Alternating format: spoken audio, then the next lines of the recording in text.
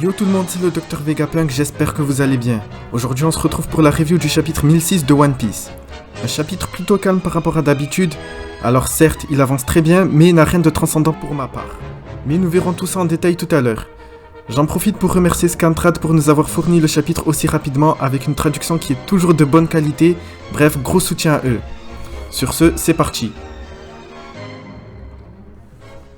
Le chapitre s'ouvre sur la scène de concert. On y voit alors Bao Wang qui remarque et prévient ses compagnons que Momonosuke et Yamato sont en train de s'échapper de la remise interdite. Sanji entend le message et se demande dans quel endroit il sera le plus utile. Est-ce qu'il doit rejoindre Kinemon et les autres ou aller protéger Momonosuke? Pour moi, c'est là-bas qu'il devrait aller maintenant que tout le monde sait que Momo s'est enfui et qu'il va être pris pour cible.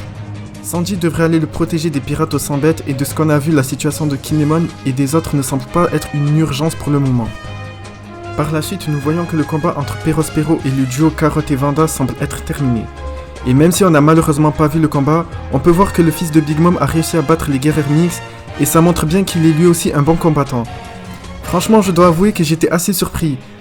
Pour moi, c'était sûr que Carotte allait venger la mort de Pedro, surtout qu'avec son Sulong et Vanda à ses côtés, elle avait tout pour gagner. Et je crois que j'avais beaucoup trop sous-estimé Perospero qui apparemment n'est toujours pas emballé par cette idée d'alliance avec les pirates aux 100 bêtes, mais qui veut quand même imposer son respect à ses adversaires.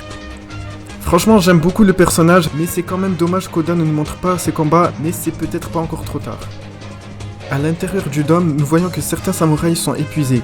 Il semblerait que les flammes de Marco ne fassent plus effet et que les infectés sont tout proches de redevenir des démons de glace. Mais malgré ça, Chopper continue à fabriquer des antidotes, c'est désormais une véritable course contre la montre pour le médecin.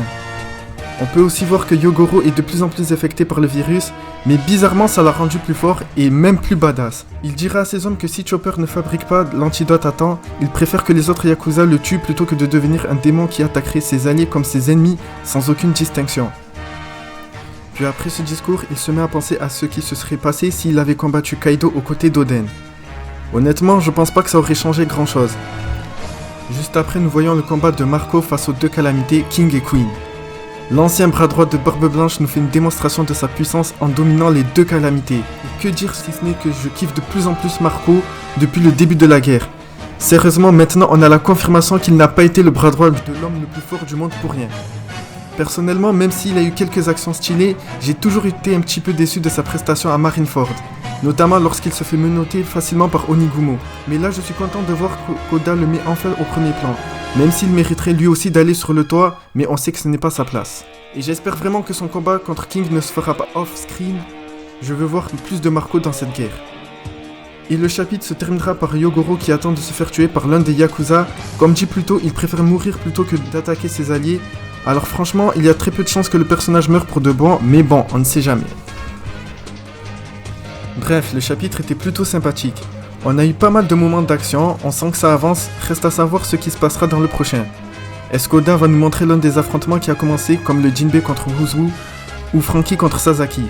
Ou peut-être qu'on saura vers quel endroit est allé Sanji, j'espère qu'il finira par combattre Queen personnellement, ou même un Sanji qui fait équipe avec Marco face aux deux calamités. Puis il y a aussi le cas Jack, est-ce qu'il va rencontrer Yamato et les autres en chemin? Ce serait le meilleur moyen de nous montrer les pouvoirs de Yamato avant qu'elle aille sur le toit, parce que je persiste à croire qu'elle ira à un moment ou à un autre.